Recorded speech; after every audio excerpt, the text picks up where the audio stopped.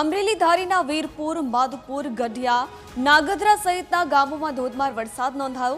ગઢિયા ગામની સ્થાનિક નદીમાં પૂર આવ્યું છે। ધારીના અનેક ગામોમાં વાવણી લાયક વરસાદથી ખેડૂતો ખુશખુશાલ જોવા મળી રહ્યા છે।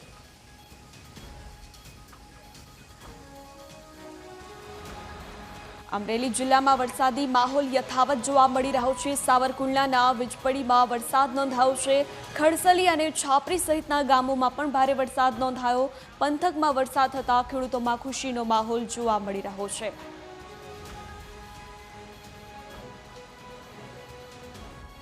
અમરેલીમાં મેઘરાજાની ધમાકેદાર બેટિંગ યથાવત જોવા મળી રહી છે। ખાંભા ગીરના ગામડામાં વરસાદ નોંધાયો છે।